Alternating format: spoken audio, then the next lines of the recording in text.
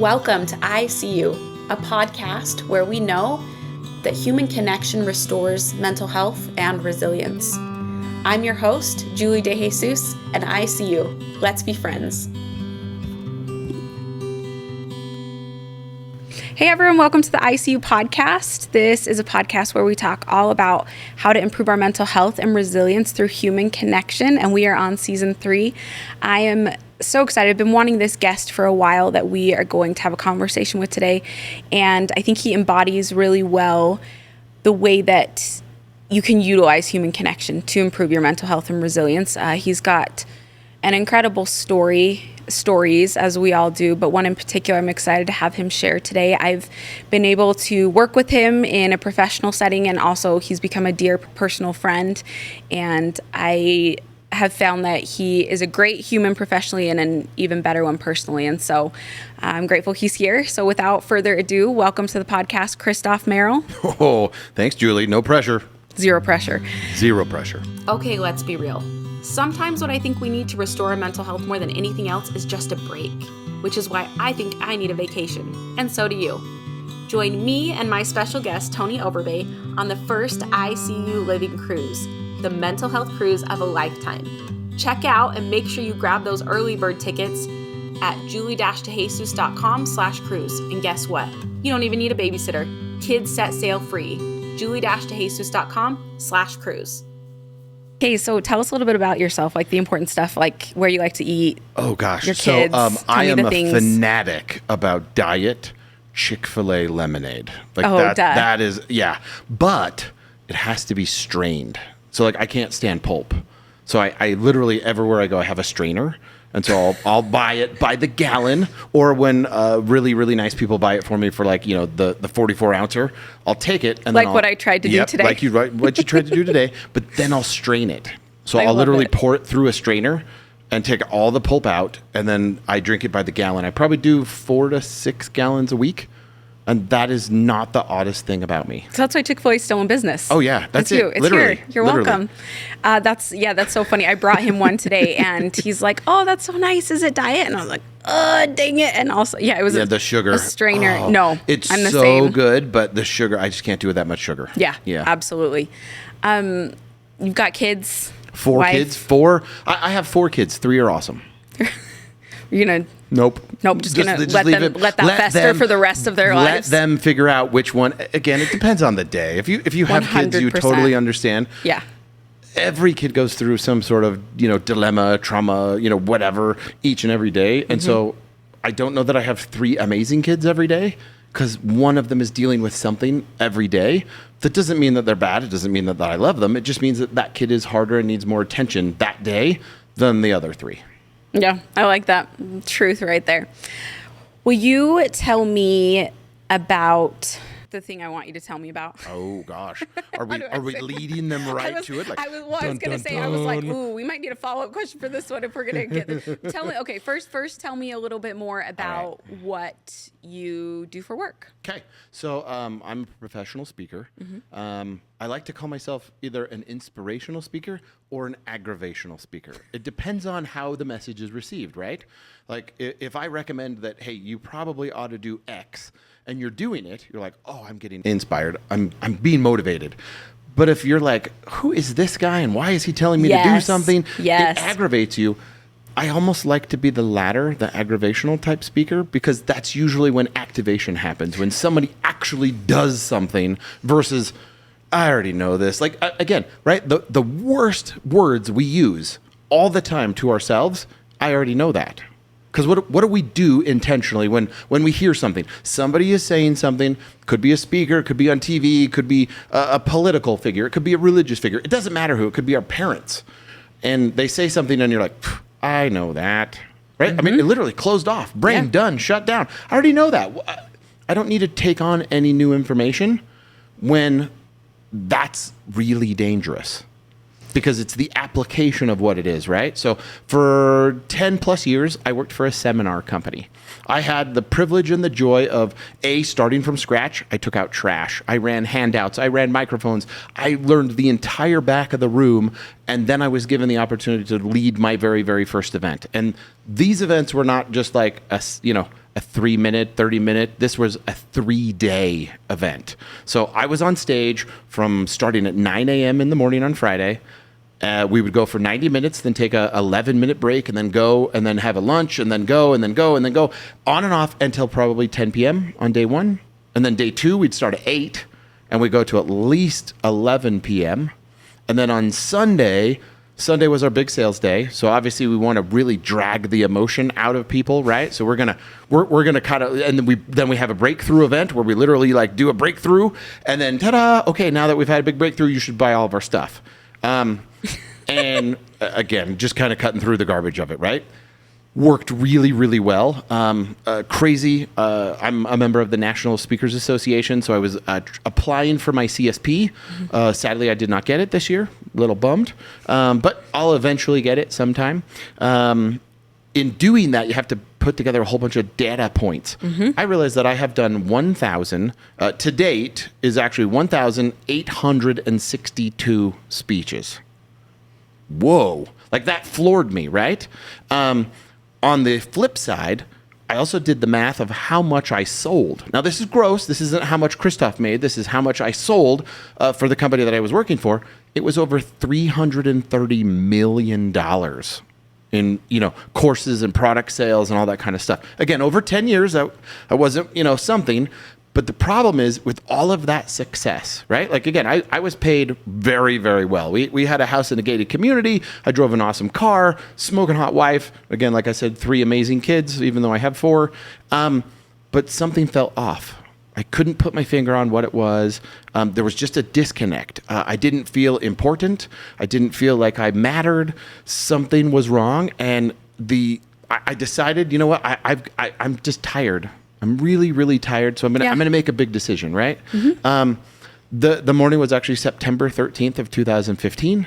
I did always, so many years, like 2011 was when I started speaking professionally. I started writing notes to my kids. And that was when it just started. It was just something I did. I didn't mean it to be intentional. I didn't mean it to be grandiose. But September 13th, it took on a whole new meaning. Because that morning, before I left the house. I decided to leave, kind of go by each child's bed and say a little prayer. And then I did the same for my wife, and then I left, and I drove out to the lake. And as I got out to the lake, right before the sun came up, it was like one of those things where I was like, wow, like this is perfect. And then I put a loaded 9mm pistol in my mouth. And probably the second before I pulled the trigger that morning, the thought ran through my head, you haven't written the note to your kids for the last time. I want you to let that sink for a second. So without thinking about it, I grabbed my notebook and I started writing, and I wrote horrible things, Julie, to my kids. I mean, imagine telling at the time my son would have been about 8, hey kiddo, I'm going to need you to step up and become the man of the house. Like I wasn't rational when I was writing. I wasn't thinking about it. I was trying to give the last pieces of advice that I could before I left this earth. But imagine him reading that. Hey, I need you to be the man of the house because I checked out. I'm no longer here. Or to any of my daughters, hey, I'm not going to be around when that stupid boy up the street breaks your heart. And I won't be there to embarrass him or to comfort you. Right? Cause I quit. And it was at that moment where I kind of was blessed to see my kids' lives without me. And it really kind of shook me. And it was like, whoa. And so at that moment I was like, I need help. And so I called a friend. The friend came right away, which he interrupted his business day and just literally came right away, made sure that I was safe. Do you remember what that conversation was like, what you told him? Yeah, it was really simple. I'm not safe. I need help. I need help now. And he simply said, where are you? And I told him, and he said, I'll be right there. And he came. And while it felt like it was an eternity, it was actually really fast based on where he was and where I was. And so then after making sure that I was safe, we started the process of going and talking to my wife. and kind of sharing the details. Imagine that. Did she have any? Oh, she had total idea. She knew something was up. She again, 2015, we had been married like 11 years at that point. And she had kind of like seen the cycle. Well, lo and behold, ta-da, I'm bipolar type 1. Yay. And so I get like Kanye There's high. an answer. Woo, right? Like, and then I get really, really scary low where Which the makes only sense because option. you're scary good at business. You're scary good at certain things. You're like crazy good. I watched it. Like when you're clued in, it's just unreal. And there's a flip to that as well. There is, but the hardest part though is in order to safeguard my family and prevent utter chaos from happening in not only my life but their life, I chose to be medicated, which some people do, some people don't. I chose to do therapy. I chose to do meditation. I chose to do breath work. I chose, like, you name it, I explored it for a long period of time. However, the first doctor that I was connected with, and again, I understand the balance here, right? You're out of the lake. You're about to commit suicide. This is like DEFCON 5. I mean, we're at the highest level we should ever be. Medicate to the point where we eliminate all potential problems, right? Yep. I've been in a doctor's office where that was the conversation. I became a walking zombie for 4 years. And I just got to the point where, see, the problem, Julie, is, at least for me, with bipolar, is once I've had the taste of mania, worst heroin on the planet. Because it is, I could do more in 4 days without sleep, because I didn't need it, than most people could do in like 4 months or a year.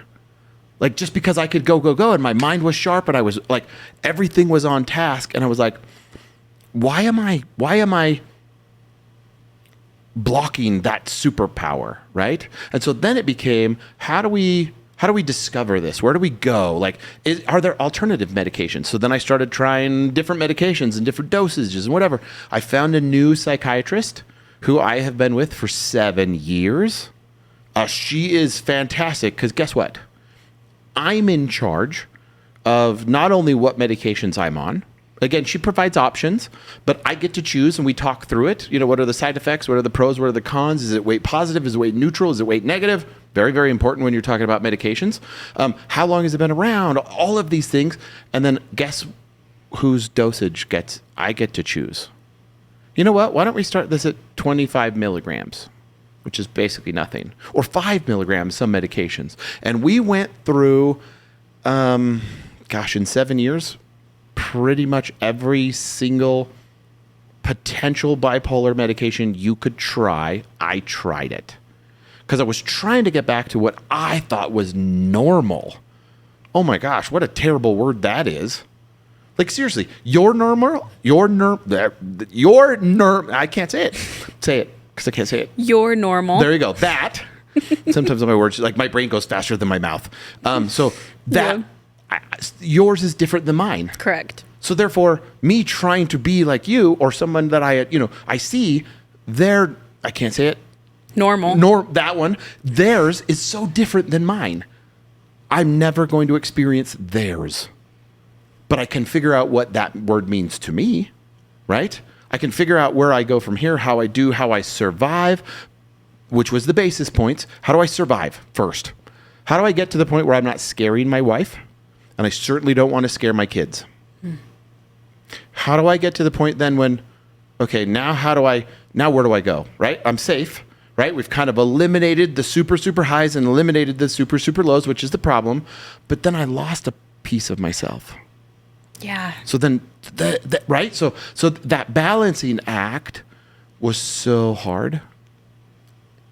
For me, the most important component, absolutely number one component, was religious. And I mean religious in the sense of, like, you name any zealot, anybody who's like over the top on like religion, that's the only thing that comes to mind. I am like that in journaling. I do not share my journal with anyone because it is not a journal of like what I did during the day. It's a journal of, is this a thumbs down day? Is my emotion negative? Is it in the middle, or is it positive? That's it. I literally have 3 metrics. When I notice I have 3 thumbs down days, why? What was going on? What was the triggers? What was the events? What was it? And I'm methodical about, okay, well then let's remove certain things. For a very long period of time, my kids will laugh about this when they hear this. I was known as the guy that wore red shirts because I bought 12 of them. And then I literally only wore essentially the same because I bought 12 of the exact same shirt. Are you power hungry? No, I was at the store love that shirt and I so much. felt it and it was so soft. Yeah. And I was like, oh my gosh, like this is all I want It's to wear. reminding me of like a kid's sitcom like Arthur or something though, where it's like Yes. he wears the yellow shirt and every day. That's it, right? Yep. And so that became my, and what it did for me was, guess what? It eliminated a difficult decision. Yes, I can relate to that. Because when I go into my closet and I look at my wife's side, I get anxiety over decision making. The decision tree is too big because, frankly, I don't know what matches with what. So therefore, knowing that shorts and a red shirt were pretty safe, but the sad part is I had a lot of friends and family like immediately like, is everything okay over there? Like, are you guys on food stamps? Like, he's wearing the same shirt every single day. It eliminated difficulty, right? So I tend to do a lot of that with a lot of the things that I do. I love it. For me, figuring out that like I still have a cycle, right? So I've taken that and basically said, okay, I know that I function really well on 92 minutes. 92 minutes. So if I can eliminate distractions, if I can eliminate phone calls, if I can eliminate emails or someone tapping me on the shoulder or whatever, 92 minutes of literally, I can attack almost anything. But then I need 92 minutes of what I call recovery. It doesn't mean you just take, and do nothing. It means, okay, I went super heavy on creating something. Now, how do I apply it? Or where does it fit in or whatever, right? And I can do 4 of those in a day because I don't work the normal 8 to 5 schedule. Like that's never been my thing because I'll be at home and it'll be 9 o'clock at night. And I'm like, oh, idea. And then right? Like I can't let it go because if I let it go, then I'm not going to go to sleep because then I'll think about it all night long and I won't sleep anyway. And then I'll wake up exhausted. So those kinds of things like have been miraculous for me of identifying the things that I need to do and then basically treating my illness. I have such a hard time describing what it is. The easiest way I could describe it is this. I don't love illness. Most people, when they do puzzles, right? They go to the store, they pick out a beautiful picture. They find it, oh my gosh, that's France or, wherever it is, right? New York City. And they pick it out based on the picture on the box. Then they take it home, they open the box, they dump it all out, they flip it over so they see all the colors. Then they start arranging by colors and all that kind of stuff. Then they do the border and then they're using As the a puzzler, box, right? yes. Okay. There's a way to do it and a way not to. And if you do it a different way and you try to puzzle with me, oh my gosh, the blood vessels in my neck just start. So I can't do that at all. I know what you do. I have to flip it over to the blank side. I would hate it so much. And do it with no... We can never puzzle. Yeah, never, right? Never. Because when I'm done, I never want to see it. Because it's not about the picture or whatever. It's about solving the puzzles, right? Because 5 over here, or 3 over here, 8 over here, and all of a sudden, like, that's the way that my mind works. Yeah. And so puzzles for me are extremely therapeutic. If you did it the way that I did it, right, you'd probably have an aneurysm and, we'd have to call an ambulance. For me, that's like, I could never, like, I have a daughter who loves puzzles, could never do it her way. I've attempted to sit down with her and we tried, nope, won't do it. So she gets to do puzzles and I'll do them when I want. There's like a video I want to do here, both of us doing a puzzle side by side our way and just like talking through it a little bit. There's something there. I absolutely love that idea. I want to talk about 2 things that you brought up. First of all, one, I just want to highlight as a child of you and I have connected in that I had a parent that at a different time than now, where medication is more widely accepted, discussed, talked about. There's still for sure a stigma, 100%. Oh, it's better than it used to be. It's better than it used to be. I'm not saying it's where it should be, 100%. Oh, whoa. yeah. I'm going to lunch with people all the time trying to be like, it's okay, don't have shame. Yeah. No, I've been asked to be interviewed just specifically on not having shame about medication. And I'm like, I don't feel like that's something I parade around, but just because I talk about it. Sure. So obviously it's a need. Yeah. But for me growing up, having a parent that struggled with bipolar specifically, and what you're describing, I was that child. And so when you and I first met and engaged and you told me this story, you having no idea what my background is as a kid, and seeing what it looks like to be medicated and unmedicated as the child who's trying to figure out life, first of all, I'm so grateful you did what you did, and I'm so grateful you talk about it. Yeah. Because there are families I know still out there that feel like they have a secret that no one can understand. Yep. And there are a lot of children very confused and hurting. And that is something that I will always be grateful for, is people that are willing to speak up and talk about the real in ways that are not shaming. And because there are more people struggling than we realize, and we're so much more alike than we realize. What I love also that I want to hit on is you really embody to me helping us not feel alone by talking about these things. And so when we talk about human connection providing improvement of mental health and resilience, how do you feel like discussing your story? I mean, obviously that moment with your friend just coming, like I've had moments, not the same, but that I relate to like that, where you're just like, it's a Hail Mary right now. There's literally no other option. And you're the person I call at 2 a.m. Correct. And I don't have even a lot of words to give you, but I just need you. And they know you well enough to sense that. So that obviously was a necessary way to even get started to improve your mental health, which was nowhere. It was, but it wasn't like, again, I don't mean to call out most of my friends. Most of them wouldn't have come. Why do you think that is? Or most of them would have said, "Oh yeah, dude, I'm in the middle of a meeting," or whatever, right? I don't know that they would have sensed the urgency, and that isn't to say that they're bad friends. So what's different about this friend then? What is it? Is there anything you can point out to say that's how you live to know? I'm. This is going to sound terrible, right? Love it. Say it. I think that I have a lot of acquaintances and very few friends. If I'm gonna divide them, if I put friend in the category of, if I called you and said I need you to come, they would come. I have very few of those. Yeah. I have lots of acquaintances. I have lots of people who like me, who I like them, who we do things together, like whatever. Enjoy your time together. But if I called them, right? Let's just be honest, half of the time it'd probably go unanswered. It'd go to voicemail. And I'm not, this isn't to shame any of them or anyone. This is simply to talk about, like, I think creating a structure or a system around a support system, right? Of knowing, you know what, like, and there's the vulnerability.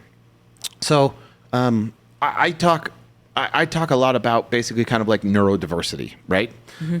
And I don't know if I want to coin this term just yet, but I'm going to use it in a podcast and see if it resonates, right? I love it, yeah. I'm the anti-diversity speaker. And this is what I mean, right? DEI, diversity, equity, inclusion. I think it's awesome. I think that you should totally go for that, right? Why is mental health not included? When I guarantee you it affects more people. I guarantee you mental health, 1 in 4 have a mental illness, diagnosed or undiagnosed, 1 in 4. But that means that there are how many people in their family that are living with the effects of mental illness? But yet it is so not talked about, especially in the workplace, right? Like you can't go to your boss and be like, "Yo, I need a mental health day because literally I do not want to get out of bed because I don't want to get out of bed." Yeah, it's right? Like half of the time they're like, "Well, you don't have enough PTO." I don't think you understand. I'm not getting out of bed. Simple, easy, and done. for someone who hasn't struggled in that way, I think it's very hard totally for them to understand and wrap their mind around. Yeah. I've moments in my life where I didn't have the confidence to be able to shower myself or tie my own shoe. Yeah. Even saying that now, even though I lived it, I'm like, was it as bad as I remember? Like, I remember that I felt that way, totally. right? And then I go read my, like, even for myself. And so it's hard as someone that's struggled with that to explain to someone else, because you're like, I wouldn't believe it if it weren't me either, kind of. And so there's got to be a trust there, obviously, that is hard. But I think education, like you and I both try to do, we try to share our experiences, and, you know, there's a lot of people that we hope like us, and it's like, you like me so much, and that's so great, and there's this other piece to me do you know about, and is that cool with you to recognize that too? And what does that mean? Does that also maybe make me good at what the things that you like, is that a possibility? I think these are important questions to be asking and to be educating on. Right? They are. Have you had a phrase during this journey that's helped you stay grounded, kind of like ICU's been to me? One of my favorites is, it is what it is. So I live with being bipolar. I can't change that. So what does that mean? Right? It is what it is. So I can choose to Google all of the negative aspects. Right? Like the scary thing for me is I almost died by suicide. Like, that's how close I got. If you look at history, most bipolar type 1s commit suicide. There are very few, I'm going to say, of us, right? Men and women who suffer with bipolar type 1 who get to that point in their life where they decide, okay, this is the most logical solution to this problem, right? Eliminating myself from the entire equation. Probably one of my personal favorites, only because I'm a weird techno nerd, Avicii. Insanely talented. Like, oh my gosh. Like, DJ. And then you find out that his parents, because of the estate, got access to all of his old records and all of the, the album that he never released. And then they, with all the other DJs that are out there, release it. So I say that as a terrible negative. As much as this kind of like affects me individually, I would say living with mental illness affects everybody. I mean, I don't care who you are.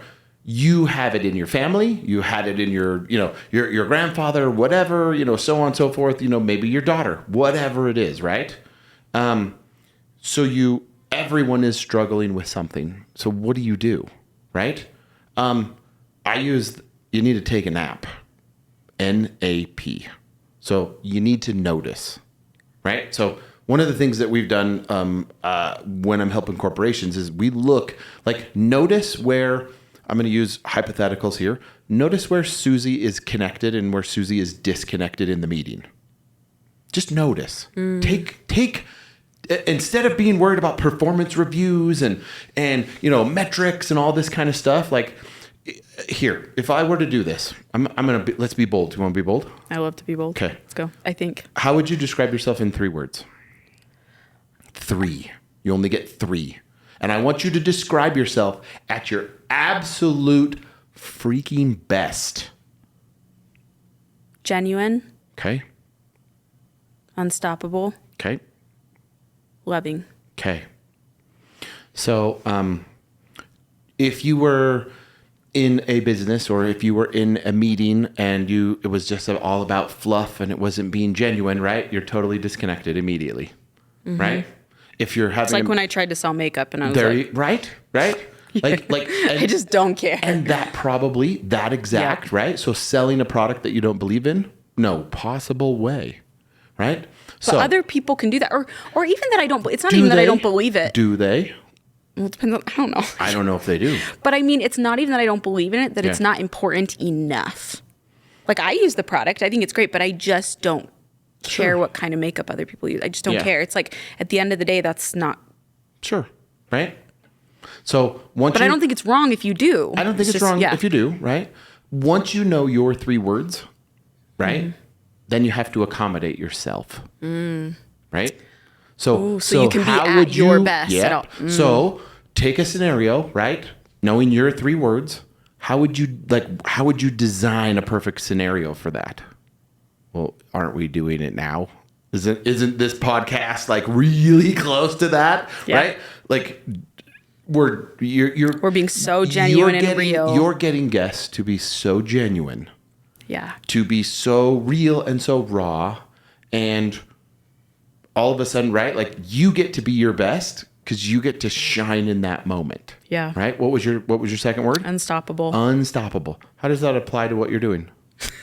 Well, I don't want to. No, I feel like this isn't a brush I've always had a knack, I think, for connecting with almost anybody and having them feel comfortable talking to me about the truths they found in life. Yeah. And specifically even comfortable talking about challenges, maybe things they wouldn't often share. Okay. For whatever reason, that's come easily. Yep, perfect. And then the third is loving. Uh-huh.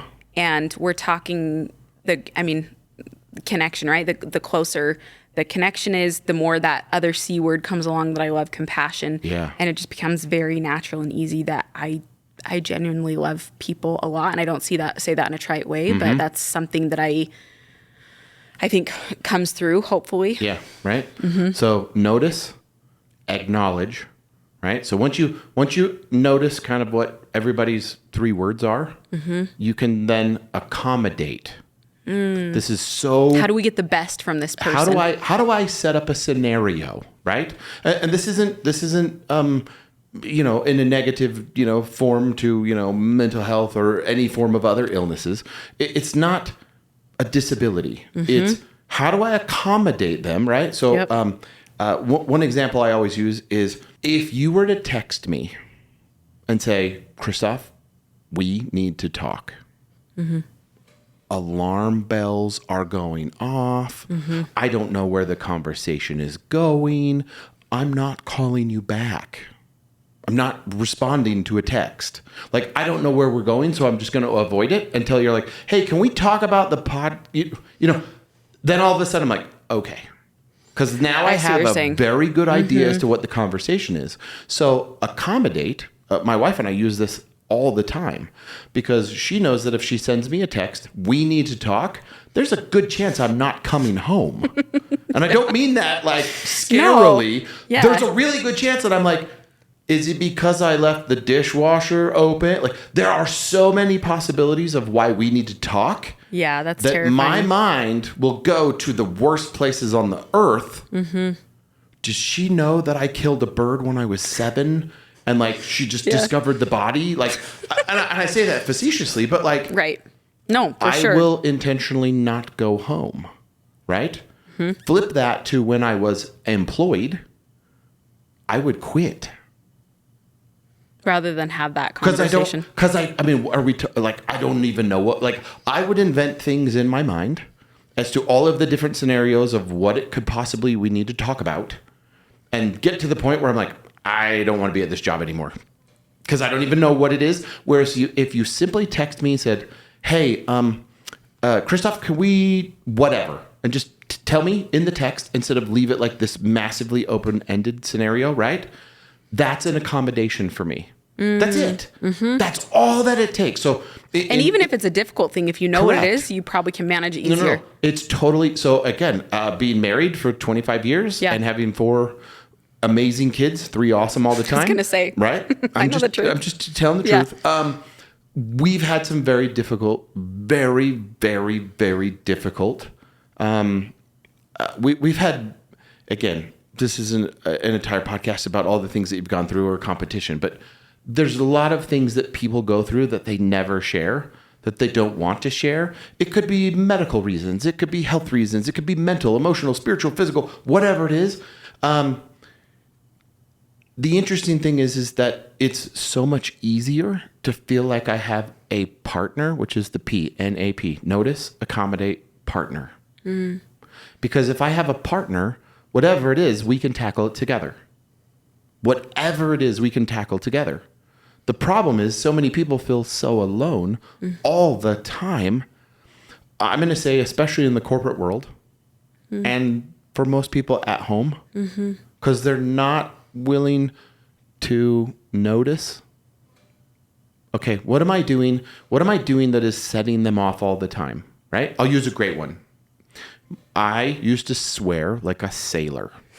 And I'm not perfect. And the words still come out. And I have 3 words that I don't consider swear words that I think are okay. But my wife, I could tell it would do something for her. So for this entire year, that's been my only goal. Stop swearing as much. And my kids can vouch for this. I'm not perfect. Because sometimes when I get really excited, like, damn, like something just good comes out and I don't consider it a swear word and it's hard, but I can notice the effect that it is having on someone else. Right? It's consideration. Yeah. It's deeper than that though. Think about a true partner, right? Are you considerate to a partner or are you compassionate to a partner?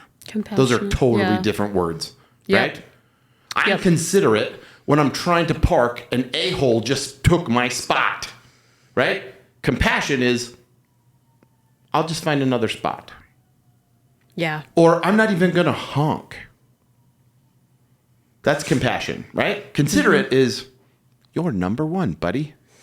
And I'm going to let you know, right? Very, very different. So in a partnership, whether that's in a business, whether that's as a manager and as an employee, whether that's a CEO or, number 2, or a marriage or kids, this is where it gets really fun, Julie. Think if you noticed where your kids excel the best and then accommodate them, right? Accommodate, like give them the best chance for success, whatever that looks like. And then I want to say, go further. Because accommodate means that you provide some sort of assistance to them, right, to make it easier for them. But what does being a partner mean in that? That means making it available all the time and being there with them. So if you notice that, like, okay, I have a daughter who gets a little bit freaked out. This is going to sound really ridiculous, but it's true. I think all of my children have had an absolute spaz over live action characters in costume. Freak out mode, right? So like Disneyland, hellhole. Like you cannot go talk to Winnie the Pooh. Not gonna happen, right? Literally like right? So what do? Do you stop going to Disneyland? Like they're afraid? Oh, yeah. Okay, I didn't know if we were if we were like fangirling.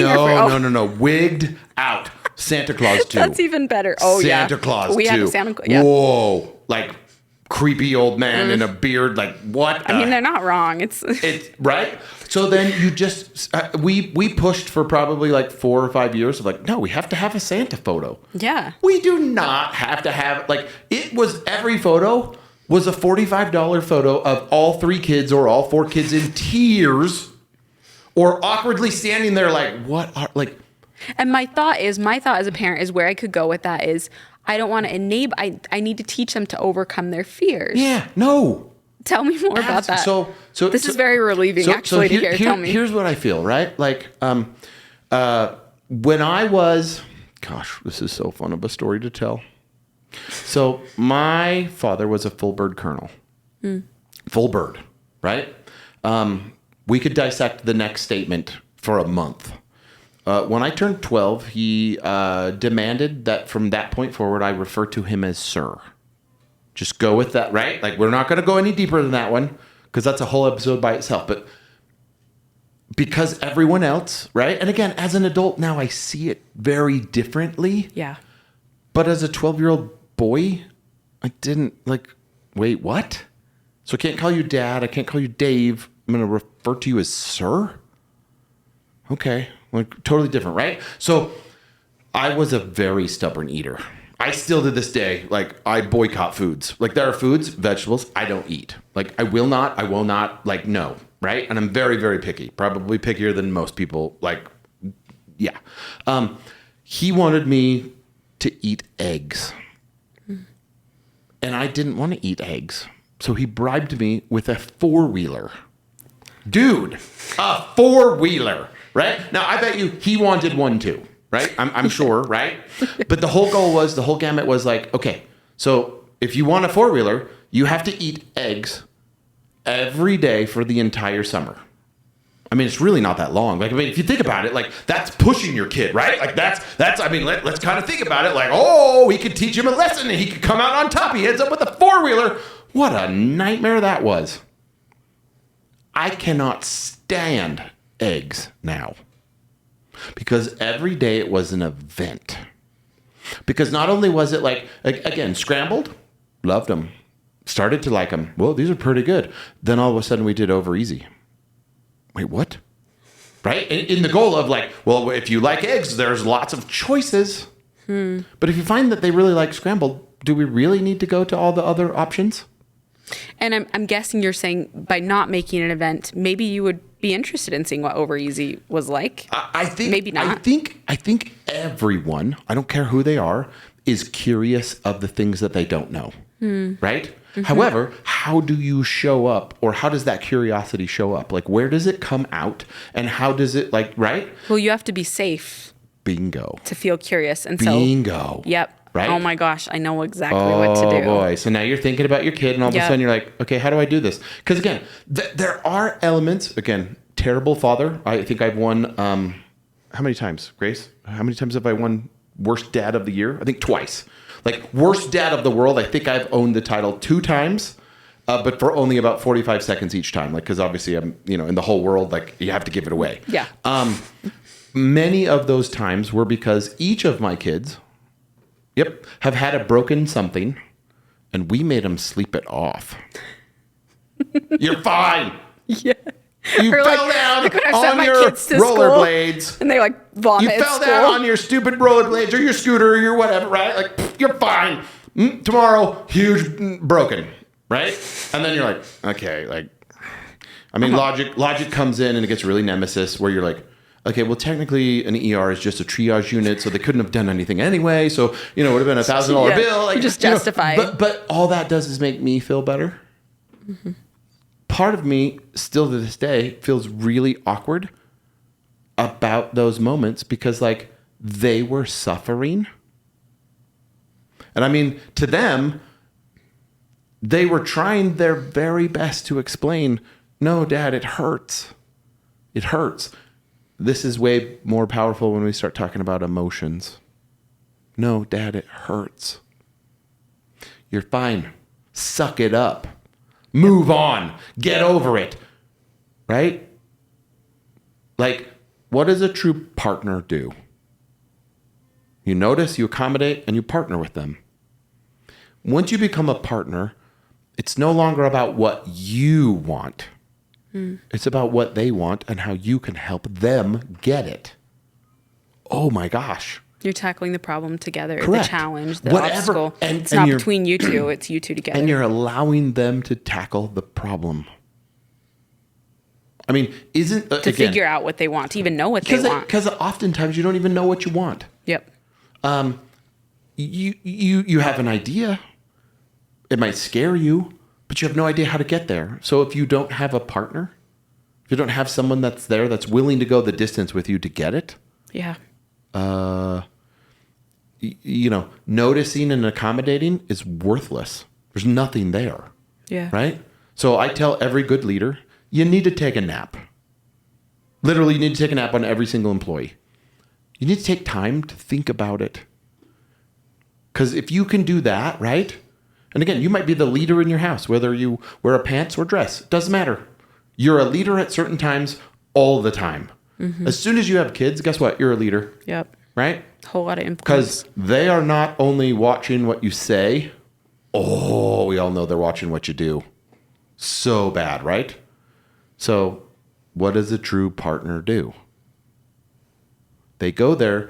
If your goal is, I want to be as mentally healthy as I can be, what does that look like?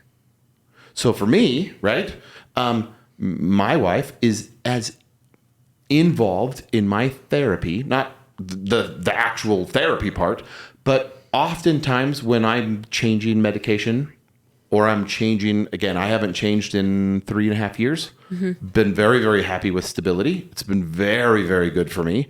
I finally feel some version of whatever this version of Christoph can feel like. I'm happy and I'm content. But in order to get there, every change that we made, my psychotherapist's first question was not, how are you feeling? The question was, how's Mandy feeling about the change that we made?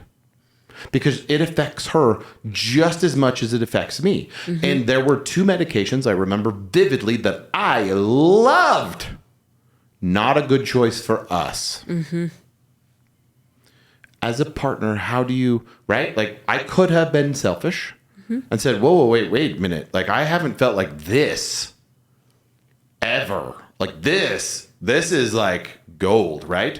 And it could come from meditation. It could come from yoga, whatever it comes from, right? For every individual. But if your partner in that is not getting the same benefit that you are, what's the true win? Yeah. Is it worth, because again, sadly, right? I think someone wise said, suffering is suffering is suffering. I can't remember the smart woman that said that, but somebody said that She's recently. Brilliant for sure, yeah. She's brilliant, way brilliant, right? And it's amazing because the suffering is, I look at that as the basically like 3 sides of a partnership. I think you're suffering in your own ways and you bring that into the relationship. I'm suffering in my ways, and I bring that into the relationship. And then whether or not you believe in God or all-powerful or whatever, I believe that there is a third, unknown, all-powerful something. We don't need to get into the details of whatever that is for you, but I believe that there's another person involved in that all of us, and they also have had suffering. And here's where it gets really weird. They're looking at it from, in my mind, an ultimate parent. I look at it as a heavenly father. I look at it as someone, right? And so I look at my kids and I'm like, as a father, like I suffer when they suffer. When I see them, it's silly things. When I see them fall down for the first time on their scooter. Oh, yeah. Like, and I'm like, inside, I'm just like, get up. You like, right? But they don't. And you have to walk over. You have to extend the hand. You have to pick them up. How is the all-powerful not doing the same thing, right? So everyone is struggling with something. So isn't that what partnering is all about? Is meeting them where they're at and expecting their best, knowing they're not going to give it to you. Because it's not possible. Like under any circumstances, right? Even if you noticed, even if you accommodated, they need you to get them there. Right? The connection piece, right? Yeah, right? Comes back to your question of that connection piece. So if you look at it from like, again, you asked an amazing question early on about friends and the friend that came. What makes them different? Was he not a partner to me in that moment? Right? That's that, like I said, I have lots of acquaintances. I have lots of friends that I know and friends that know me, but how many friends would come when I called? Right. Right? Few. And that isn't to fault them. Possibly that is because I haven't let them know what I'm struggling with. Because I don't want to, right?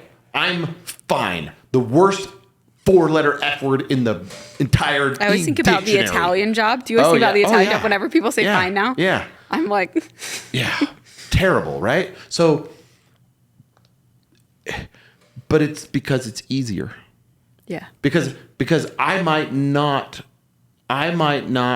feel as accepted to them. Because you can't control how I react. Correct, right? So now you're open to... I am like an exploding, like I'm still exploding. I am like an exploding firework, right? Like you're getting a little pizzazz, but you're like, I'm not sure if it's still exploding or if it has already exploded. Like he's a lot of energy all the time.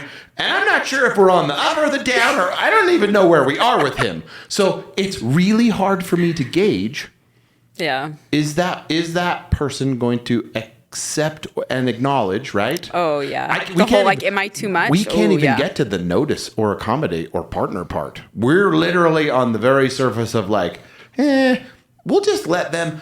Like I'm really good at like, and this is probably one of those weird, crazy things that comes out is I'm extremely eccentric. Like I just am, right? And I tend not to try to push it on anybody, but that's just the way that I am. Mm-hmm. You'll either gravitate towards me or you'll gravitate away from me. And I'm okay with either, right? Yeah.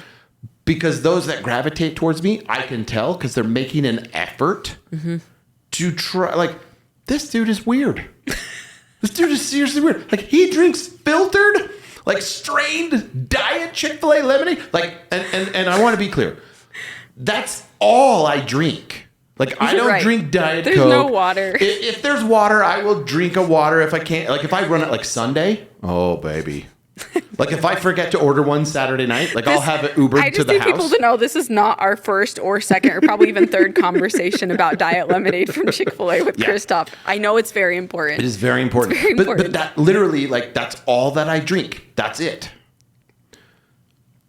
So, like, people either, like, are cool with it and make awesome jokes and bring me some, right?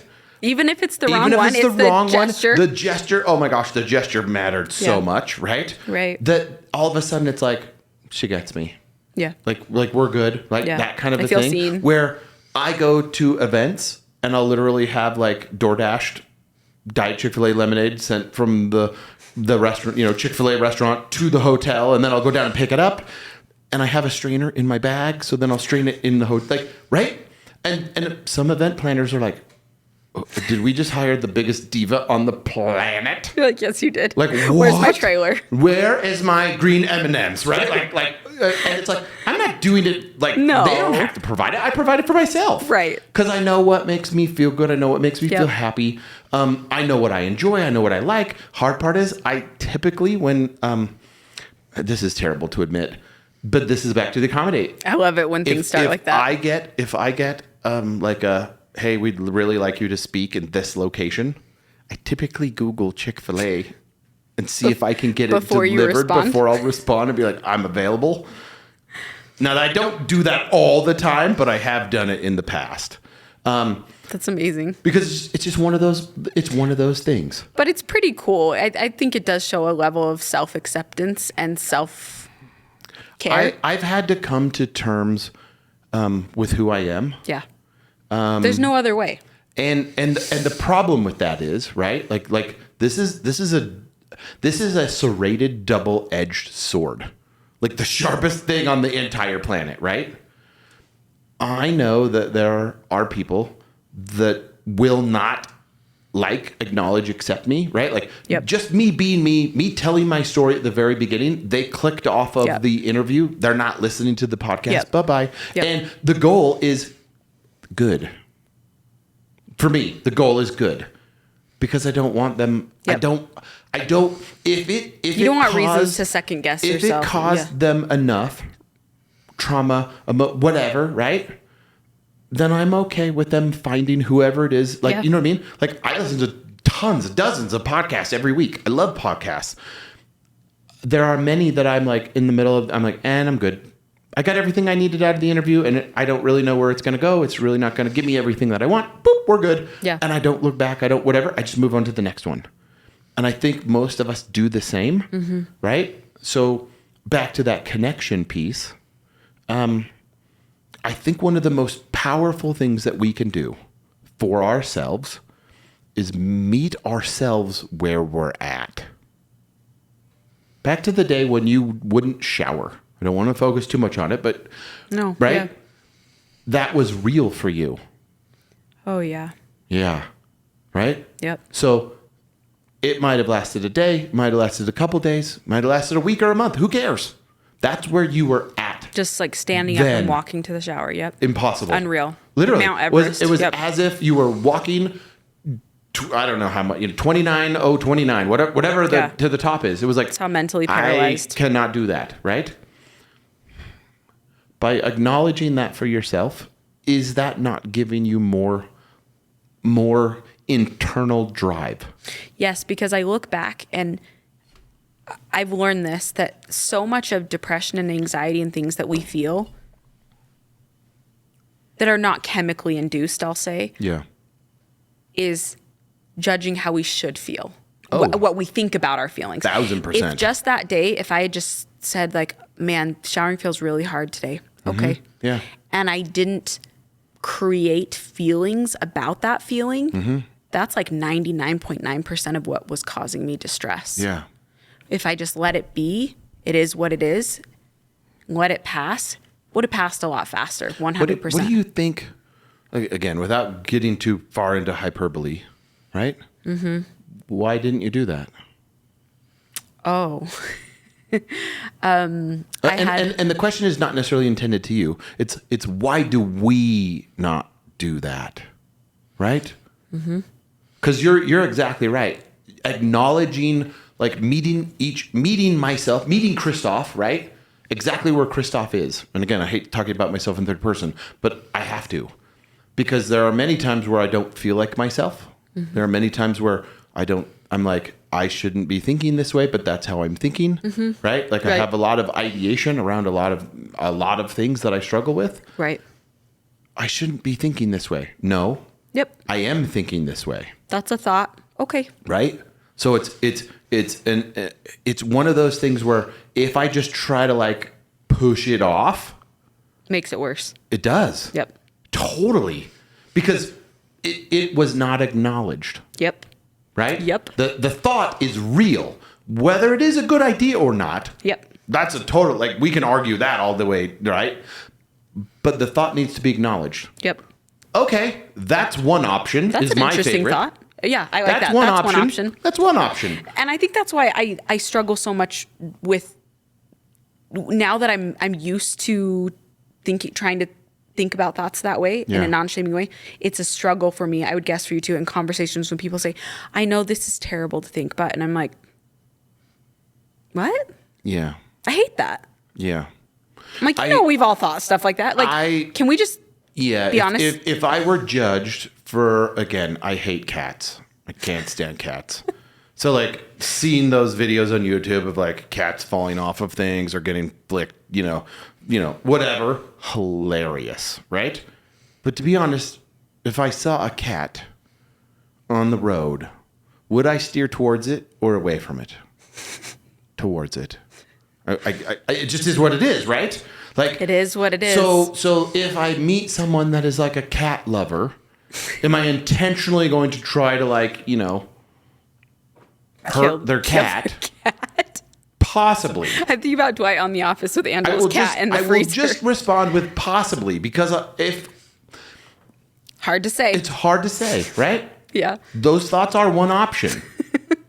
Yeah. Right? Are they the best option? No, but they are an option. They are. And I think in everything, right? Yes. If we looked at all of our challenges as though that is one option. Yes. Ooh.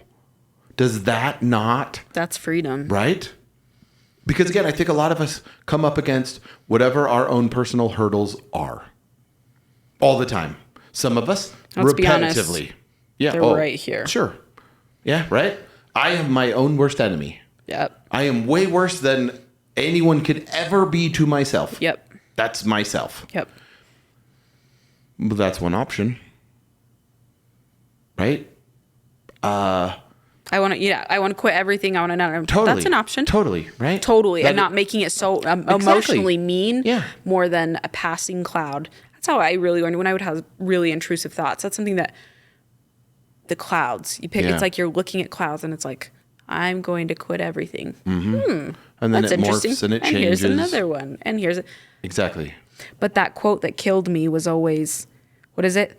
Thoughts turn into Thoughts turn actions. into... Or words turn into words turn into actions. That was the quote that was like, meh, meh, Yeah. meh, in my brain as I'm having all these crazy intrusive thoughts. Thoughts turn into feelings. Feelings turns into actions. Feelings turn into actions. Actions equals results. Ugh. Yeah, You right. made it even worse. Even worse. The stakes are even higher. Right? Oh, no. Oh, no. That's an option. But is there truth to it? Yeah. But is it all inclusive? So No.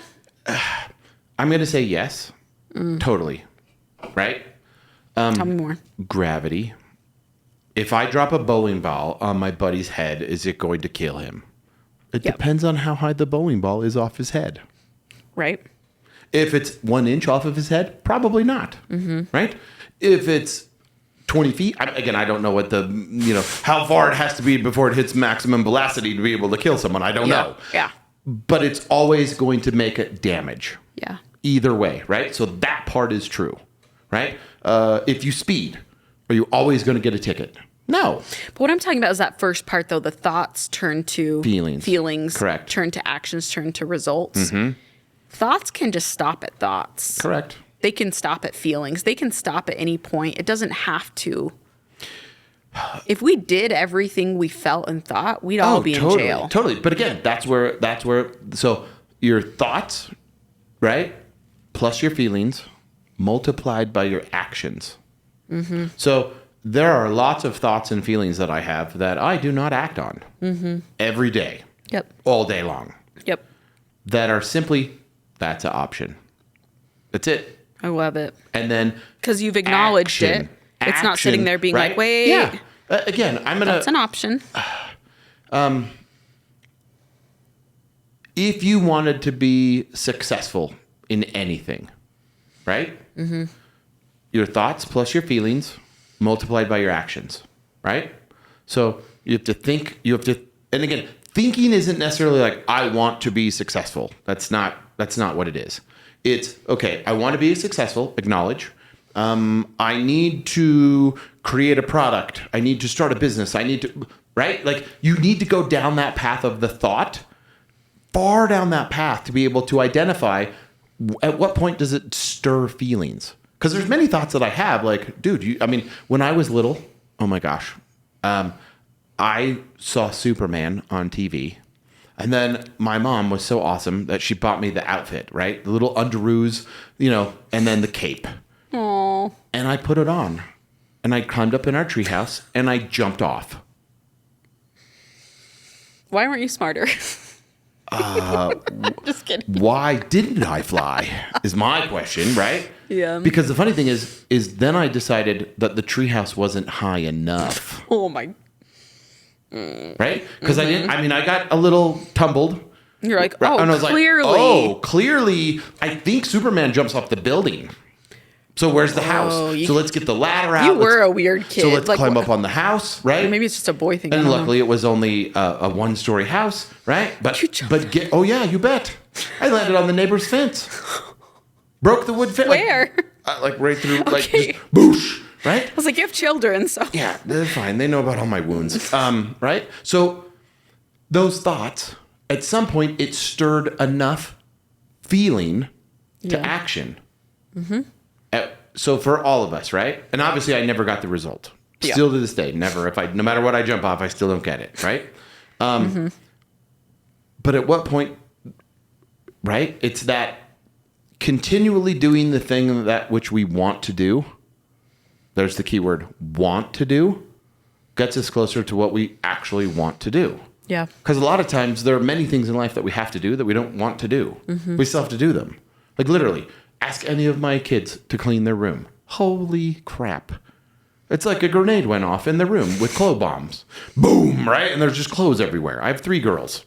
A nightmare, right? Between the makeup and the fighting and the borrowing and all the stuff. Like, wow. So how far do you go down that, right? Thoughts plus feelings multiplied by actions equals results. I guarantee you that we can have a fight every day in my house over cleaning your room. Or we can have a fight once a week about it. Which one do I want? Because either way it's going to get done. Either way it's going to happen, right? Something. So in life, in friendship, in connection, how often, like I want you to think about this. This would be a tough answer. If you stopped calling people, who would call you? Right? Because sadly, there are a couple of friends who I've stopped calling. I don't know that we'll ever speak again. And that isn't like sad. That just is, I've recognized and realized like, okay, I'm the one putting in all the effort into the relationship. For sure. So do I want to have a relationship with them enough to keep calling? Because if I stop, they're not going to call me. And I feel like both actually choices can be okay. Like there are people that I actually do that with. I would say / family members. I would say 1,000%. Right? That it's okay, but I know how they're going to show up and how they're not. There's a very specific reason why I do it. Yeah. But I know they wouldn't call me. Yeah. And I'm at peace with that. That's a great place to be at. I'm not at that place yet with some people. Right. With some people. Right. But there's some people in it's like, but it's the intentionality behind it though, because then I'm not disappointed that correct. They don't really have room to help me. So again, this gets me on like a super hypothetical, right? We're going to go on a total tangent. Yep. When have you ever been let down because someone fulfilled your expectation? Have you ever been let down when someone fulfilled your expectation? No. Do you always tell people your expectations of them? No. So then how in the world are they supposed to fulfill it? 100%. So isn't there a giant like pointing thumb to yourself of why you're let down most of the time? Correct. Of why you're like, it's the thoughts about. There you go. It's not really the events. It's the thoughts about the events, the thoughts about the feelings, the thoughts about. Correct. So the perception of it. So if you took, if we went back to kind of like the friendship aspect, the connection piece, right?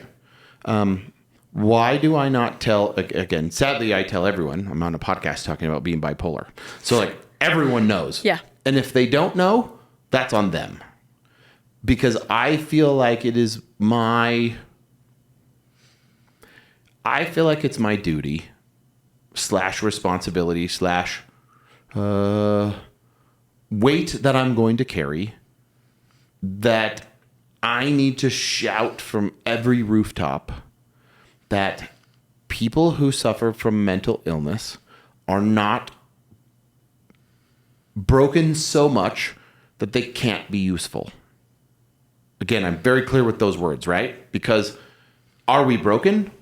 Yeah. But I don't care who you are. I don't think anybody isn't broken. That's what I was going to say. Right? Yeah. Maybe we change what broken means. Lived, right, but that's that, right? So instead of changing people, we change the word broken. Yeah, maybe. Right. Yeah. If you were, well, I only like to, think about normal. That word is so abstract that nobody knows what that means. It's a construct. Right? So therefore, neurodiversity. Are there regular routine ways that people think? And that, let's say, the atypical employee or person probably thinks a particular way. Sure. Right? But we all have some level of neurodiversity. Right? Mm-hmm. Again, back to the famous puzzle. Right? Mm-hmm. Which, again, I totally think we should do an above shot of both of us doing puzzles. That would be awesome. I like that we think anyone's going to want to watch that. I would watch that. That would be so... You know what? I might start a YouTube channel of putting together all my puzzles upside down. Okay. Just feature me on one and just give me a kickback from that literally, episode. No, but there's something there. You never get to see what the puzzle, what it actually is. You just get to see me put it together, right? It will only be bipolar people watching, probably. It'll be all here. I'm sure I would get random people that would love it, right? But the goal is when you kind of boil this all down, anyone struggling with mental health has some form of broken because there's a missing piece for them, right? It might be that you got dumped. And that hurts. And so therefore that piece is off. Like a full, like if you were to do a complete, heart, there's a crack in there, right? Mm-hmm. If you were to think that you think differently than other people, right? It could be anxiety, depression, ADHD, bipolar, depression. I mean, there are so many that's a little bit different than everyone else. And I would say that, most bipolar type 1s are fairly similar. We're extremely unique in how we, right? Yeah. And the same with depression. I think there are levels and there are days and there, again, I think as funny as this sounds, I was talking with a really, really good friend of mine, and he kind of sat me down. We were at lunch and he kind of put his hand on my hand. He's like, "Hey, I got to let you know that our son was just diagnosed with autism and he's on the spectrum. And I hysterically laughed out loud. Like so loud that literally like half the people in the restaurant like turned and looked, and he let go of his hand from mine. I mean, it was awkward, right? And he was like, "What's so funny?" I said, "Everyone's on the spectrum. Like the spectrum is everyone. The human race." Yeah, right? Like some are over here, some are over there, and then you have everyone in the middle. Mm-hmm. That's awesome. Now you know how to help your son. How to create how to an environment where he exactly thrives. Right. How to accommodate the best of him, and then how to partner with him. That's fantastic, right? I mean, I didn't intentionally mean to laugh and hurt any feelings. That wasn't the goal, but like sometimes just natural emotion comes out, and it was Correct. like he's on the spectrum. That's awesome, because now you know. Because now you have the knowledge and to know. now you maybe know where he's at on the spectrum. Because now you know where the difficulties are, right? Yep. Like there are certain things, again, we talked about it, right? Don't send me a text. We need to talk. I'll never text you back. I'm texting you right after this episode. It'll be the last time we text until you text back, right? Yeah. Once you notice that, now I know where I know where my lane lines are. I know where my boundaries are. I know the things that I can and can't do, right? Mm-hmm. It makes it easier for me. If you have anxiety, and there's certain situations that cause more anxiety than others, then stop going. Like, right? Like, I had a very, very good friend of mine who, I'm going to probably cry, who lived through 9/11 in New York. He was in New York when 9/11 happened. He cannot, like, if he's in a city and he sees a plane fly by, even a plane over there, he's on DEFCON 5 for the day. Like, it's over. Okay, so what do we do, right? So upstate New York, he found a place that's kind of country, and he remote works, and he does his thing, and he does his absolute best to stay away from that environment. Now, again, that's an extreme example. Yeah. But if you know that about yourself, you now ask him, "How you doing?" "I'm doing great. Yep. I'm doing really well because I've removed that thing from my life, right?" Yep. Because again, I cannot imagine living through that. I can't. They shut the trains down. You had to walk off the island, right? And he lived in New Jersey, so like, I mean, and just all of that. The trauma of it. And again, I'm a big fan of EMDR. Mm-hmm. So even with EMDR, right, and kind of taking the traumatic event and making it a memory, right? Yep. Very, very different. It still happened, but it doesn't have its sting. Yep. It still caused an emotional response to him. It still caused those feelings. So thoughts turned into feelings. What were his actions? I'm going to live in upstate New York. Right? I need to totally change my environment. Living like, as much as I'm a New Yorker, right? Yeah. Living in the city, I can't anymore. Something happened, right? I'm not my best here. I'm not my best here. And I deserve to be able to be my best. So where can I go and do my best? Those actions, I need to move probably as hard as any of the other actions any of us have to take. Yeah. But individually for him. Yep. What was the result? He's living the best version of his life. Now, does he miss New York? You bet. Like the hustle and bustle, right? Like he didn't have a driver's license. He had to get a driver's license because then he had to drive to town. Imagine being a 40-year-old man and have to get a driver's license. Yeah. Awkward, right? Yeah. But we love you. Like, right? Like, as crazy as that is, yeah. He had to go through all the stigma of like, I have to go to driver's ed at 40. Yeah, you have to go to driver's ed at 40. So what?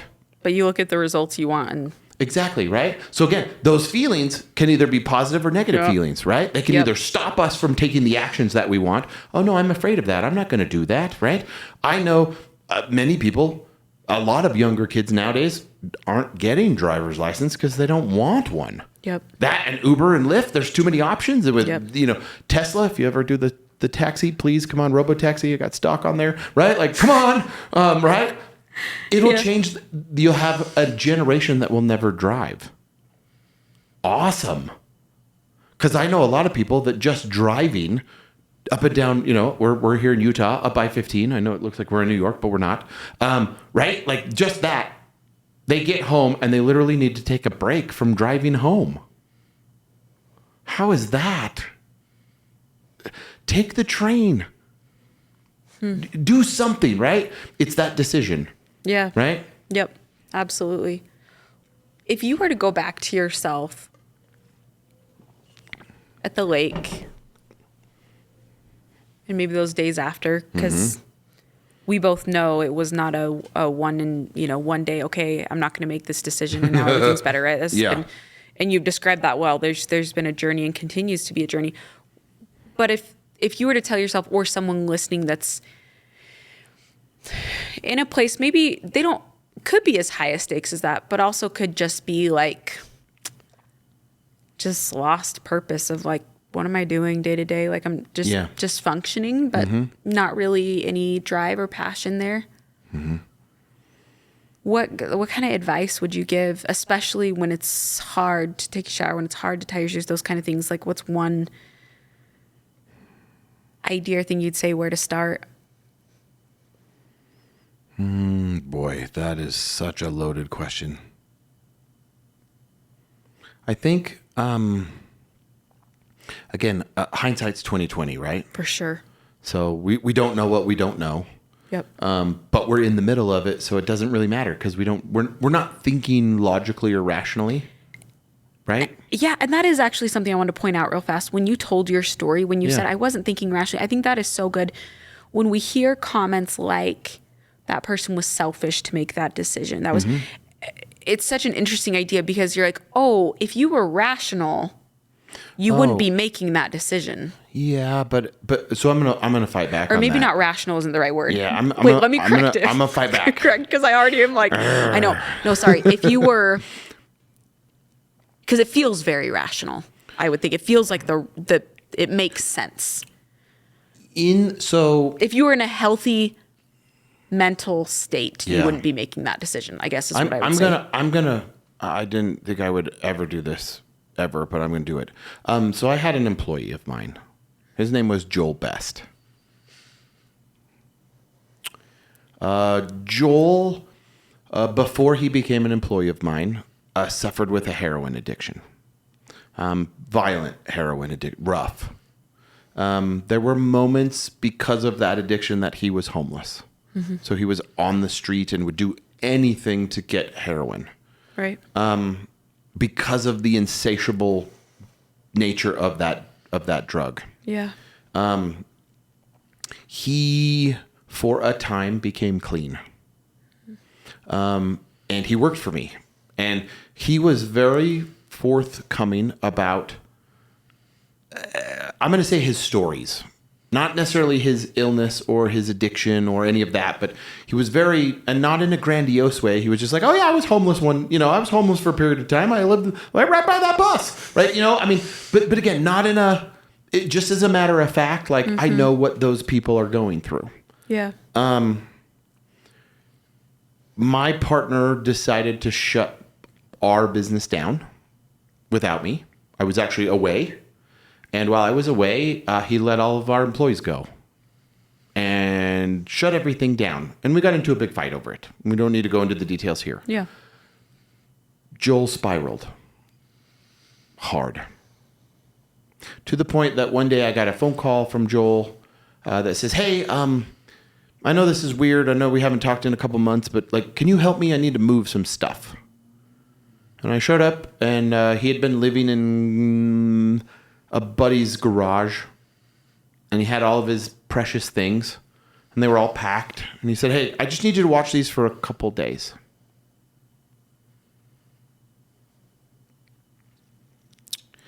And I foolishly put them all in my car. And then I could tell that he was hungry. And I said, hey, can I take you to the store and can we buy some food? And I took him to the store, and he devoured one of those rotisserie chickens like he hadn't had food in a month. And we bought a whole bunch of food and we put it in a bag. And then I'm like, where do you want me? Do you want me to take you back to your house? He's like, yeah, I don't live there anymore. And I'm like, okay.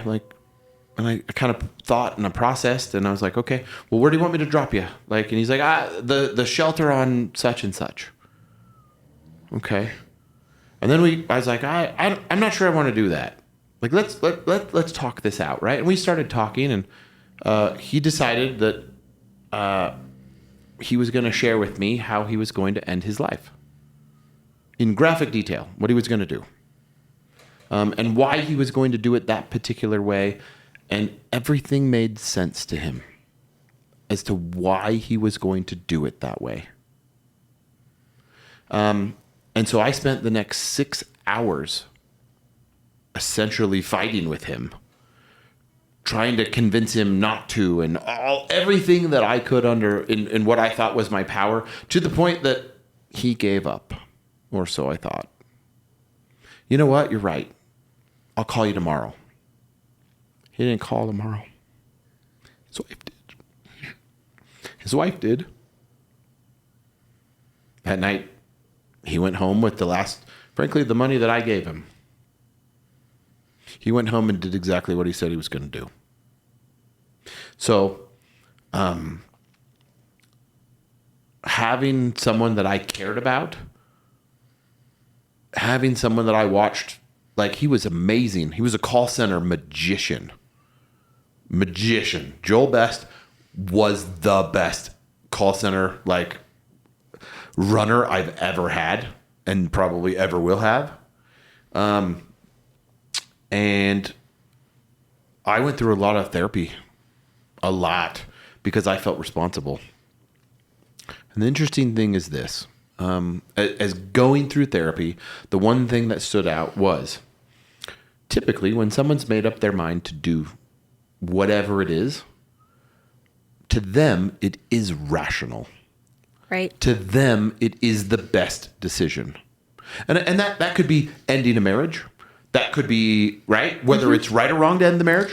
We're not going there. Right. Just, they made the decision. This is the best choice for me, right? Yep. I'm going to do this. That is the, to end a job. Yeah. To stop talking to someone, right? Whatever it is. Obviously, I have my history. There's actually a third suicide in my history that I will never talk about. It is so personal. Yeah, we've talked. But like, I realized that, like, can I just tell you one funny, crazy thing? Not to distract this, but just because I think it's true. My wife and I have this really hilarious, like, inside joke that in heaven, everyone is getting in line for life. And there's a door, and it says, super simple, easy life. And the line is like clear down the block, right? And I see this, and I'm like, I'm not waiting. There's an empty door up there. And so I go sprinting up there, and I'm like, I'm going, and I just jump on through. And it like, says suckers. above the door, and I'm like, give them everybody the bird, I'm going, right? And it basically says, possibly the toughest life possible, but worth it. And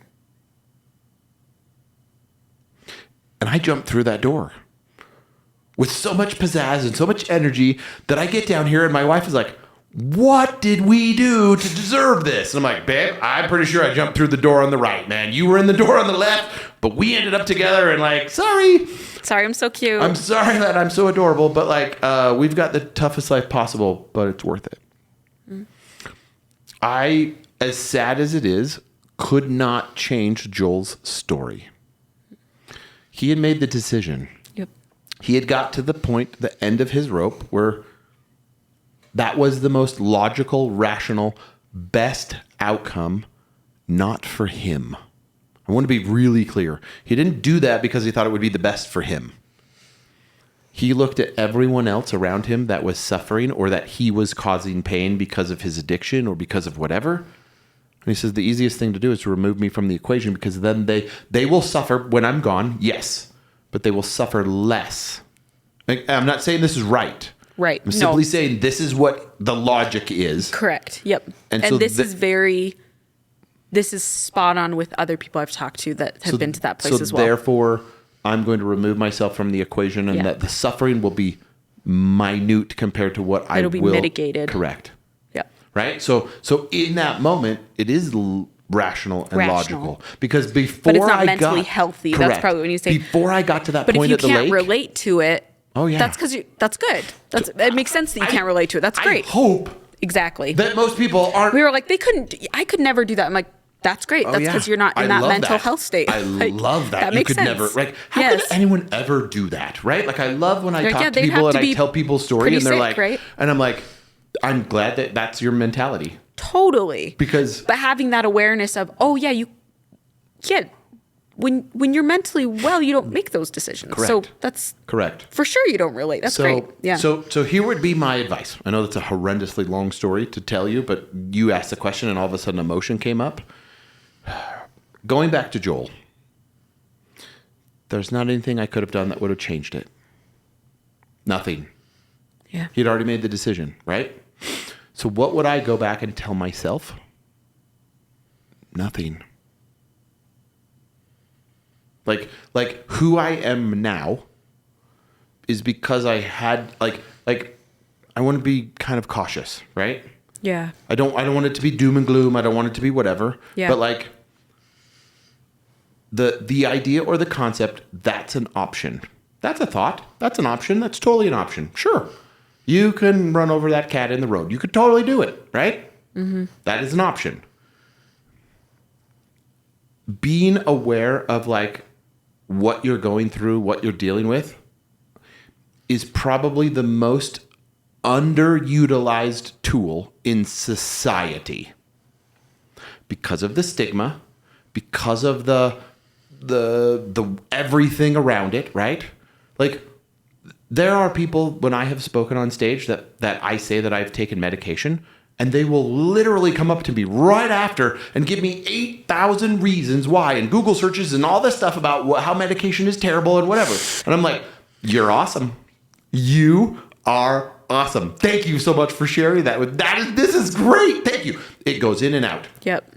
Yeah. Because I'm appreciative that they care. I am appreciative that they care.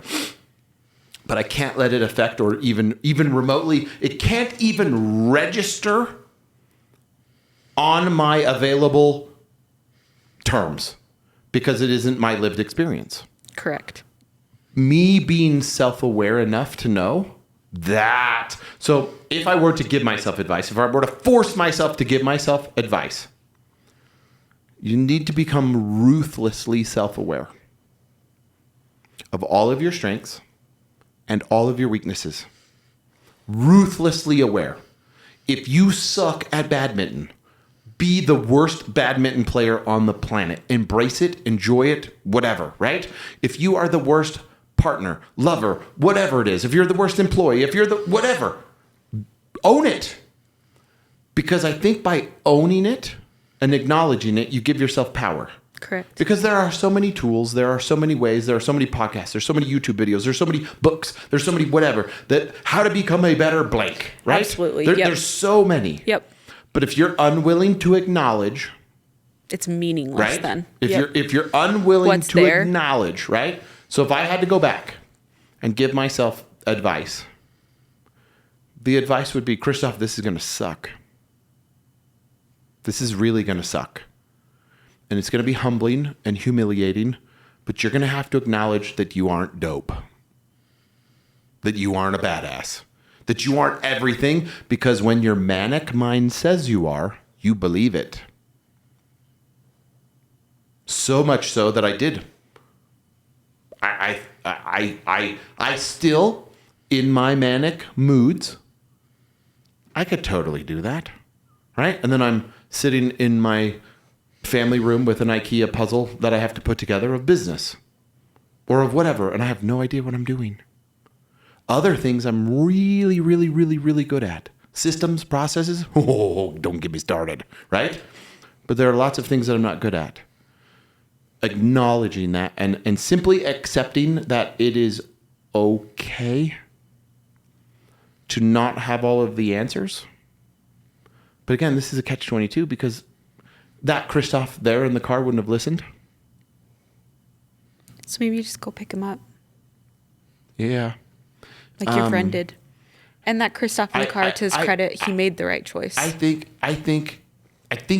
that You just said give it. him a hug and you just pick him up. I think I would try to be the friend that friend was to me, to myself. Yeah. That's right. Again, that's a really, I love that question. For me, because of the lived experiences, because of so many like alternative versions. And because you've brushed up against suicide from several different viewpoints. Correct. Well, and suicide is a daily fight for me. Suicide is not something that I lived once and that I'm never going, oh, well, hooray, we did that. Yeah, for most people, it's not. No. I'm it's a daily thing for me. Yeah. Granted, that is an option. Sure, acknowledge it, push it off, boop, we're good, we're done, right? Because there is so much more to live for. There's so much more to do. I have so much more to do. I have so much more to live for. Granted, that doesn't mean that life is awesome, that life is perfect. And it doesn't mean that you're not going to still have a brain loop. Totally.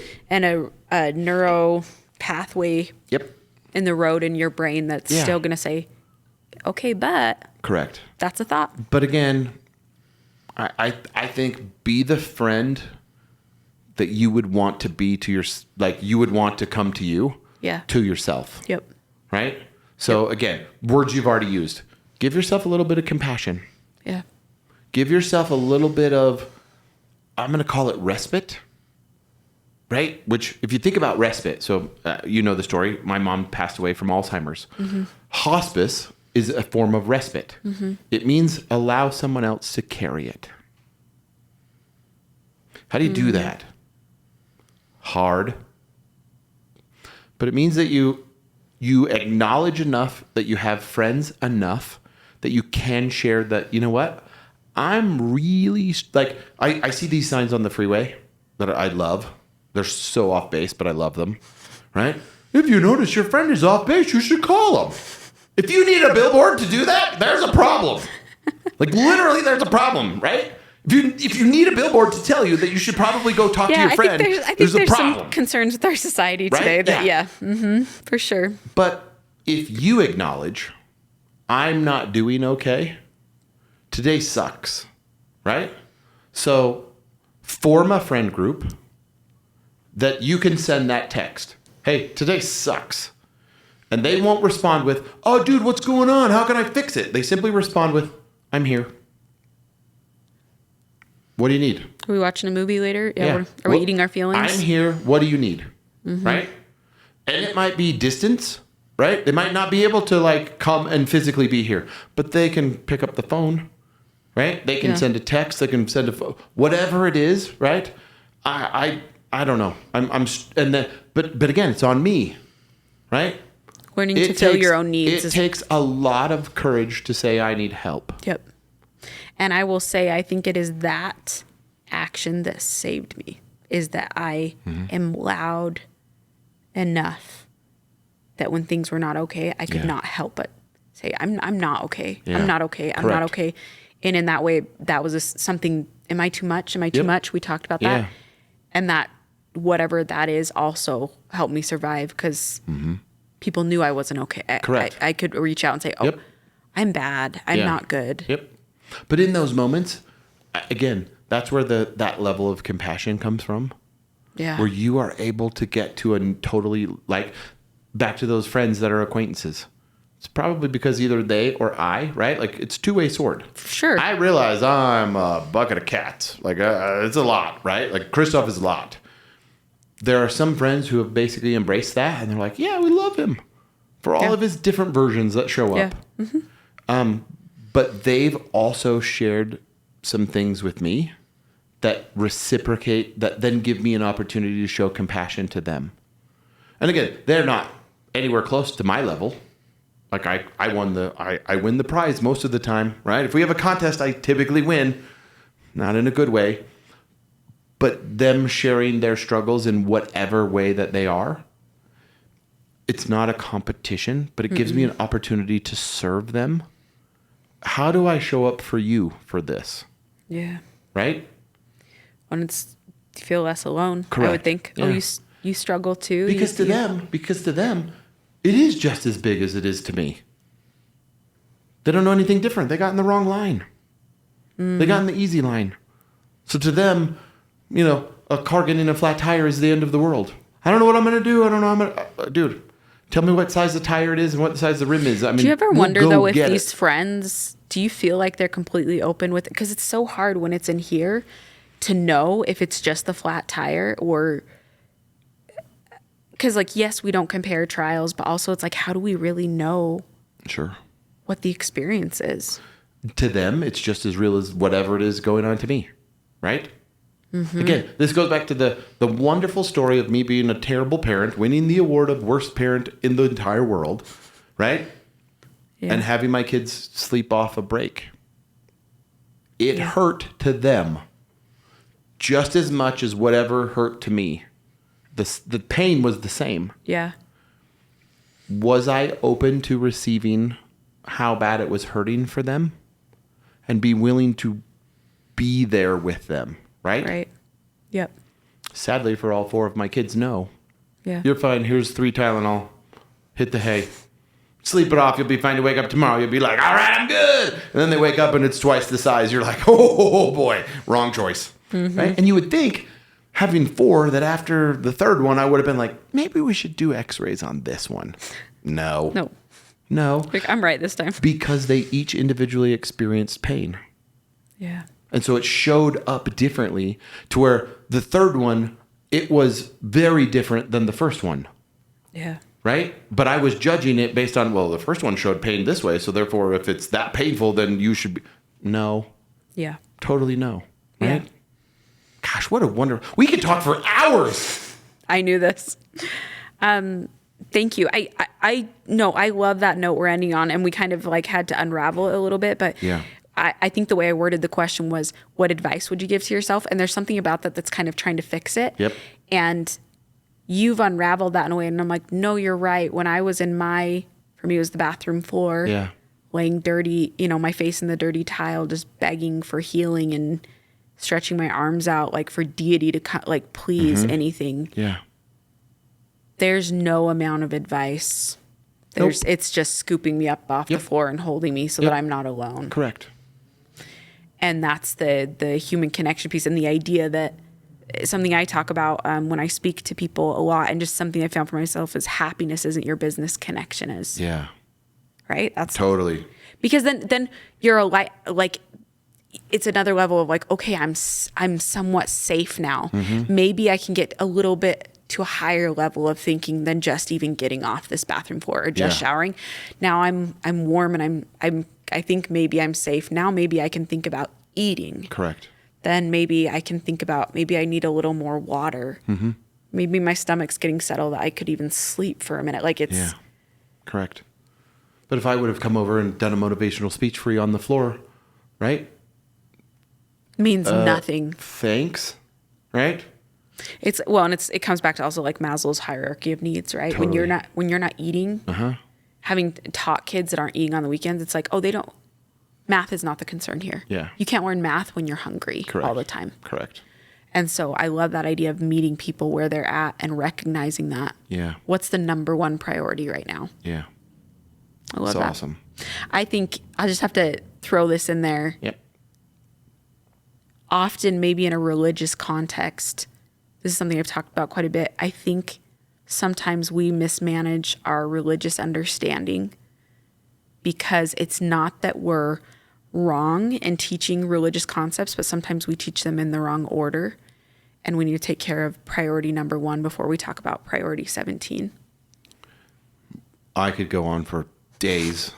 Maybe we'll end this episode. Absolutely, yes. Right? Wouldn't that solve a lot of things? I don't think it's intentional. I don't think it's malice. No. There's so many priorities. But I think it's individualized. I think that for some people, like if you just teach, right, faith, repentance, baptism, testimony, right? Like if that's the goal, if that's the focus or whatever, right? Each of those individually develop completely different for each person, and right? So therefore, I don't really have like any repentance. Like I don't feel bad about some of the things that I've done, because you're not at that level yet. Yeah. But if you're forcing repentance on it, right? Or if you're forcing, faith It's not a real first, connection. It's not. It's like, no, like, so yes, 1,000%, but boy. But boy, how do we? Oh.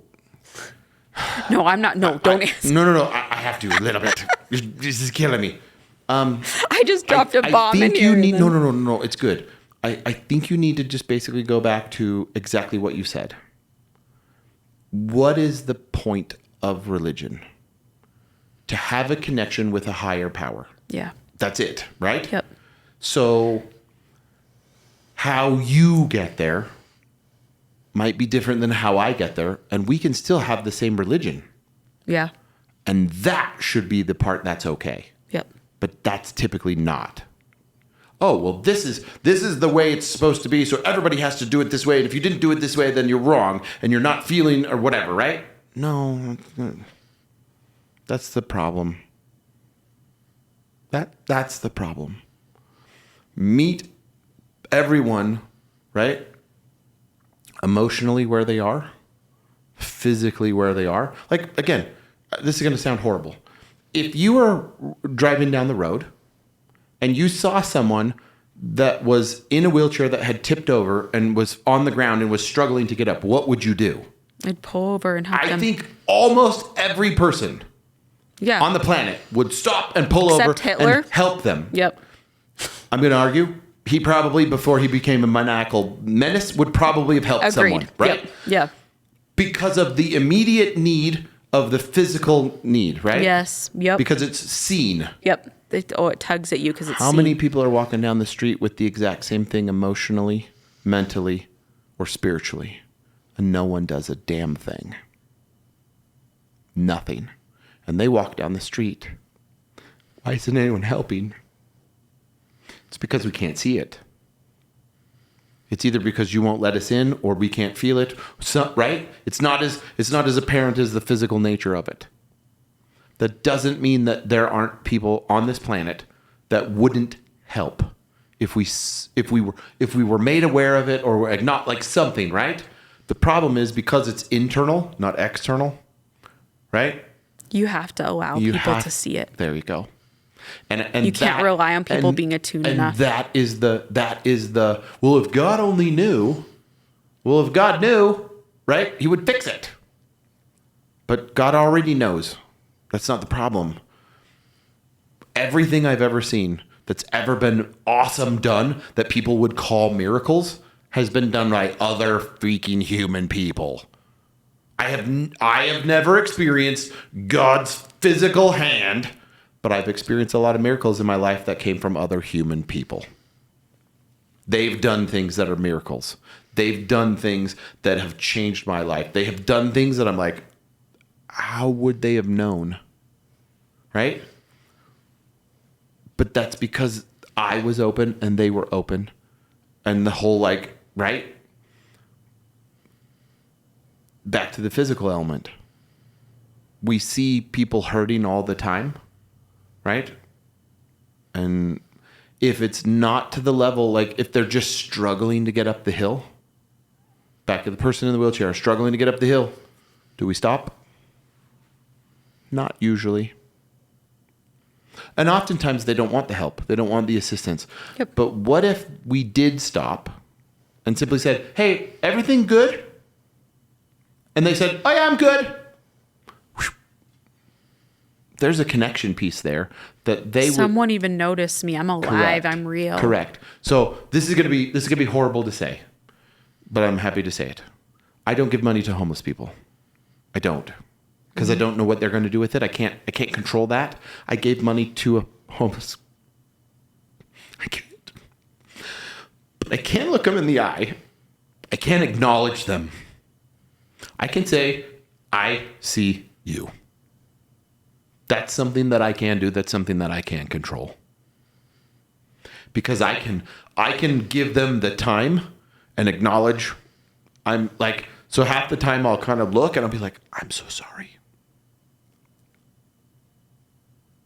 But I want them to see me. Because just that alone Isn't that what most of us are dying for? Yes. Inside, right? Emotionally, spiritually, mentally, right? Just being seen. I know you're struggling with something. I'm totally here for you, right? We're connecting on a different level, right? I'm typically going to leak. Like the tears, I'm just going to, okay, so what? I'm good with it. We're all going to die eventually, and having cried and oh well. So I'm good to connect with that way, right? Yeah. And I think that's the point. So if you can connect on that level spiritually, right? Back to your initial question, isn't that the goal? Mm-hmm. And things tend to take care of themselves from there, I think. Yeah. Because again, when someone is struggling with something, whether it's faith or their belief or whatever, you just acknowledging, I got you, right? It's back to that exact same thing. A pep talk about how I could be more spiritual is going to do jack. But you coming over to my house and sitting on the floor with me and putting your hand on me and saying, it's okay, Julie. It's okay. Is enough to get you to take the next step. And some steps are huge. Some steps are really, really like micron thin. But it's knowing that there's someone else there, whether that is Heavenly Father or whatever, right? Like sometimes we have to do things alone. And that part sucks. But I don't think that we're actually alone. I agree. But there are times when you have to be the one to send You a have text to be saying, the one to do it. I'm not okay. Correct. Right? And we can sit all day and say, I just wish someone would know, someone would reach out to me. I wish God would inspire someone. I wish I had a story to tell. Yeah. When getting really good at, like you said, being aware and asking help. The difference between codependency and independency, right? Codependency is I expect everyone to fill my needs. Independency is I can take care of my needs and ask for help. Correct. Taking care of my own needs. 1,000%. Right?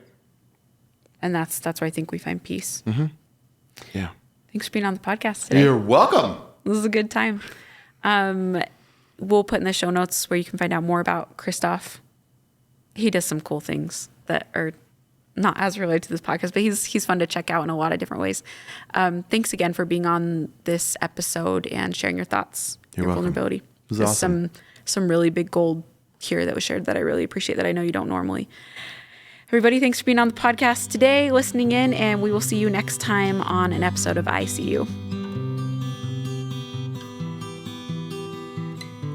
In our world today, do you ever feel like real, authentic human connection is becoming less of a certainty and more of an anomaly? Well, good news. It doesn't have to be that way. I'm Julie De Jesus. I'm a keynote speaker, an author, and a corporate trainer. I speak all over the country about how to utilize human connection to improve mental health, resilience, and even work performance. If you know a group looking for a speaker, you can contact me at julie-dejesus.com.